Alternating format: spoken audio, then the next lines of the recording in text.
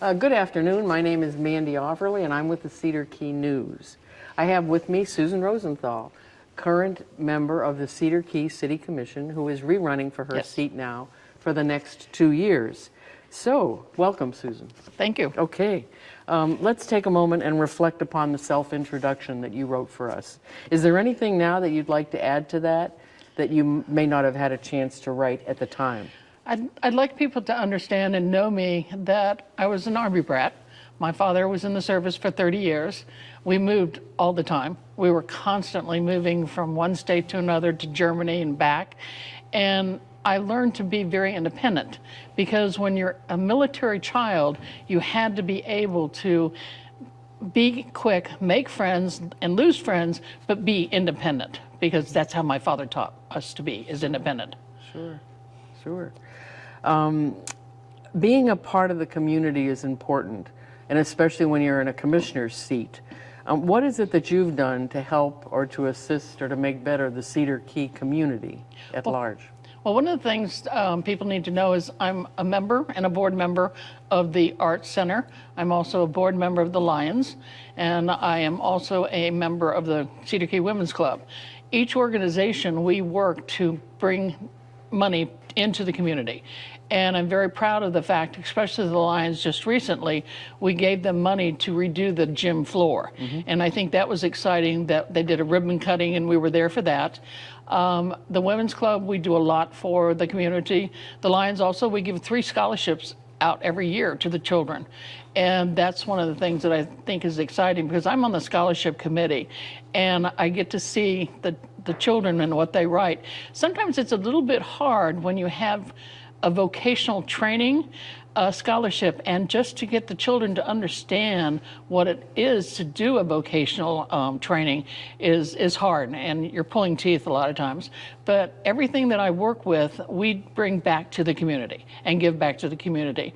One of the things that I think is also exciting with the Lions is I work on what's called Kids Site, and we go to the daycares and the elementary schools, and we have a machine that we put and do their eyes for lazy eye.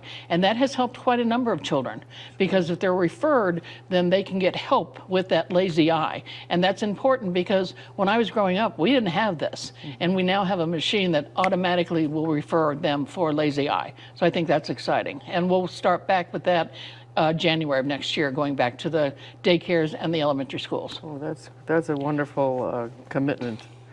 The next question here asks, and this may be a little redundant as well, but from your written responses, but what in your past, either experientially or educationally or professionally, qualifies you for the position of commissioner? My education is a bachelor's in business education and a master's in vocational education. I taught accounting for over 25 years.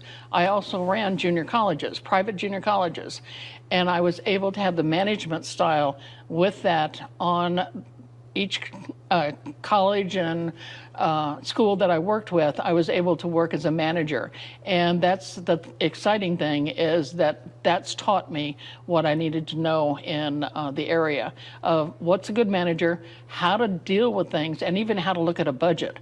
So that's what's exciting to me in that job. Okay. The Sunshine Law can create havoc for people. I mean, it can have its disadvantages and its advantages. I'm not sure the advantages. No, I know the advantages. But can you talk a little bit about that, with the goods, the bads? The good, bad, and the ugly. Yes. And that's basically it. It's the good, the bad, and the ugly. We cannot talk to other commissioners.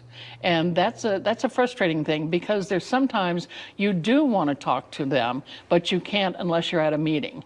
And I've been under the Sunshine Law for a large number of years, because when I worked for the Department of Children and Families in Broward County, we were under the Sunshine Law because I had contracts that I was dealing with. And so I know the law and what it has to do. So if someone comes up and they think we're talking about something, we're going to be doing, it's really not. I can go up and say hi to my other commissioners, but I can't talk about things we're going to be doing at a meeting until I come to the meeting.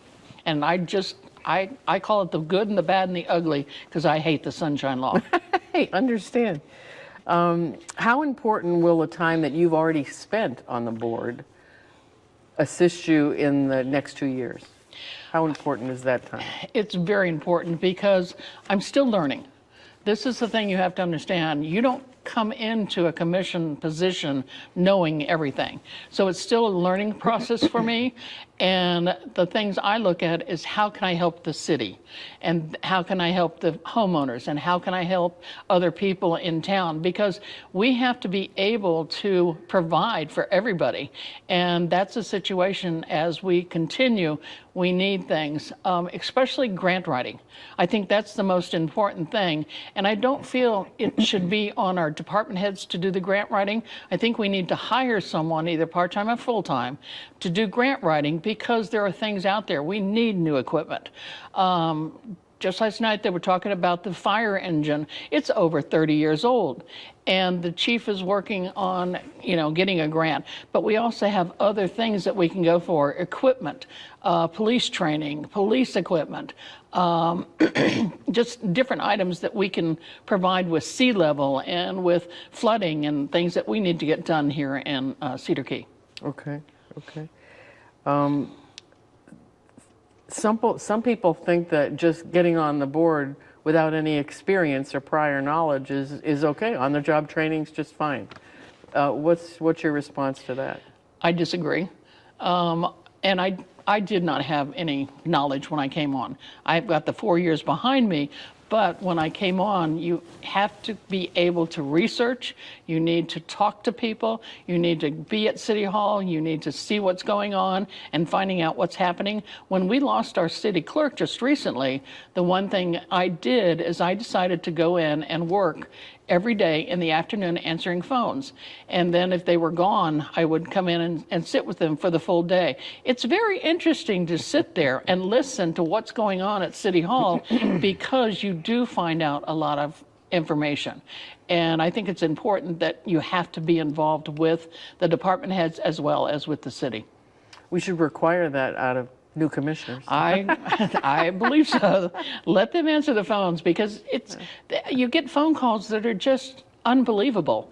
So, can I ask you for what one might have been? One was asking us if the veterinarian was open and what time were their hours. And it was like, well, I don't know about this vet, but I can give you the number of the vet in Chiefland. But it was those kind of, Okay. Well. You should know that. You're City Hall. And I'm like. In the laws of Cedar Key are clear. And the regulations, the land regulations are clear. Not crystal clear, but clear.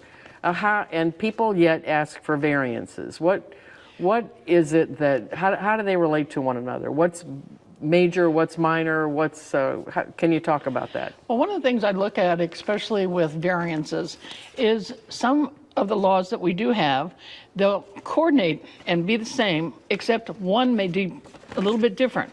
So it's those kind of things you have to be able to do your research, and you have to understand what people are asking for. A variance on a right-of-way of putting a fence in, or a variance of different things that need to be done to houses. So it's those kind of things you must do your research and understand what the law is. If you don't understand, go to the city attorney and talk to them so they can explain what's going on. Again, the Sunshine Law hurts there because people have history. And one of the things I know that you have history, as well as your husband has history, so we can go and talk to you about certain things. But it's those kind of things that you have to do is do your research. Mm-hmm. A simple question and a tough one maybe is is the job to reinforce or to enforce the laws of Cedar Key or to circumvent that and give people variances generally? That's a tough question. I know. Because one of the things you look at is when it says that things can be excluded and you just have to come and talk to the commission, it's those kind of things. If you don't have the history of why this law was written, then that kind of takes you in a different loop. Mm-hmm. And, when you do talk to people about that, and talking to our city attorney, it wasn't given the history of why certain things were done in the laws. And that's the thing that we need, a little bit more of communication and maybe workshops of understanding what is happening. Good thought, good thought. Okay, we're running out of time, so let me ask you that, is there anything that we haven't talked about or that hasn't been in the writing that we've asked you to write that you'd like to make sure your listeners, readers know? I'd like them to know I'm open for communication, that they know how to get in touch with me. They can call me, they can come to the house, they can see me walking my dog and talk to me, or riding in my golf cart. Those kind of things, if you have a question and need to talk to me, and people do stop me and talk to me, do that, because I think we have to have that open communication with our citizens and our homeowners here in town. Okay. Thank you, Susan Rosenthal. We Thank you very appreciate your much. time. Thanks. Okay.